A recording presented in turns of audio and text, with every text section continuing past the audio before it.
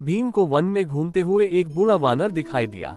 वह एक बहुत बड़ी आयु वाला वानर था, जिसकी पूंछ बहुत लंबी थी और उसकी पूंछ भीम के रास्ते में थी। भीम बहुत ही गर्वीला था। अगर उसके रास्ते में कोई आता तो उसे पीछे हटकर भीम को रास्ता देना पड़ता। और इन 12 वर्षों के दौरान पांडवों को जिस लज्जा का सामना करना पड़ा, उसकी वजह से वह बहुत गुस्सैल भी हो गया था। पहले वो खुश मिजाज था, पर अब वो गुस्सैल भी हो गया था। जब कोई घमंडी इंसान गुस्सैल भी हो जाता है तो वह मूर्ख हो जाता है। जी हाँ, वह दूसरों के साथ साथ अपने लिए भी संकट बनता है। भीम ने वानर से पूंछ हटाने को कहा, तो वह आगे आया और उसने वानर को रास्ते में पूंछ फैलाए पड़ा देखा और उसने अपमानित महसूस किया। उसने सोचा, ये बंदर अपनी पूंछ मेरे रास्ते में क्यों रख कर बैठा है। उसने कहा, हे वानर, तुम अपनी पूंछ हटा लो, क्योंकि भारत में लोग दूसरों के अंग लंघ कर आगे नहीं जाते।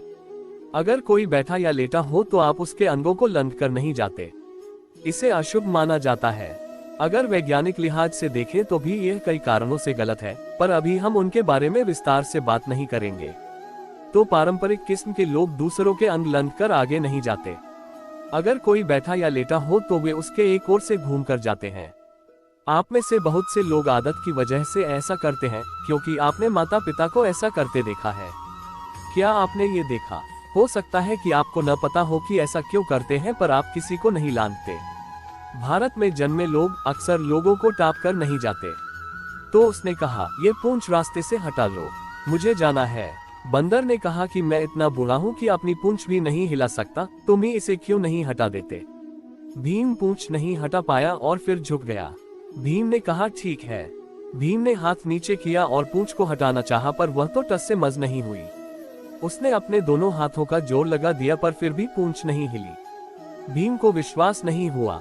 भीम को अपने बल पर बहुत घमंड था और उसे लगता था कि वह धरती का सबसे शक्तिशाली प्राणी है। नागाओं द्वारा दिए गए नव पाषाण घोल से उसकी ताकत और बढ़ गई थी। वह हमेशा अपने बल को बढ़ाने के लिए कसरत करता रहता था और आज एक बंदर की पूंछ नहीं हिला पा रहा था।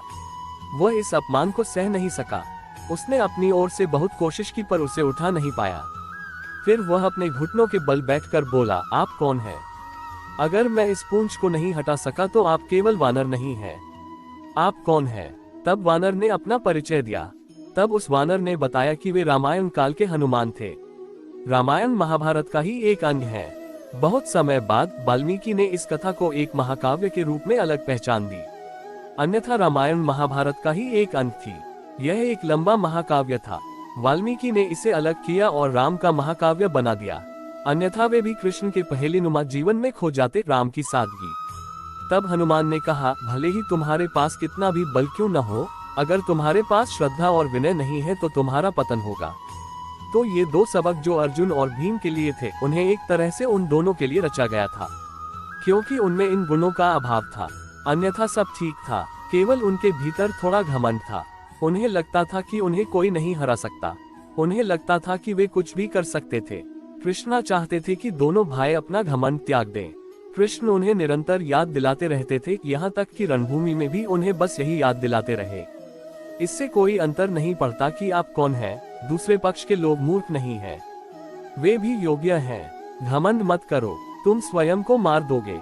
वे अर्जुन को निरंतर कहते हैं कि वह शत्रु के तीर से नहीं मारा जाएगा, वह एक दिन अपने घमंड से मारा जाएगा। अगर उसने घमंड को नहीं छोड़ा तो उसे एक दुर्भाग्यपूर्ण मृत्यु का सामना करना होगा। इस तरह शिव से मिला अपमान और हनुमान से मिला अपमान, ये दोनों परिस्थितियां उनके लिए इस तरह प्रस्तुत की गई ताकि ये दो लोग अपने इस दुर्गुण से छुटकारा पा सके और उस कार्य के लिए सही तरह से तैयार हो सके जो उनके लिए सोचा गया था।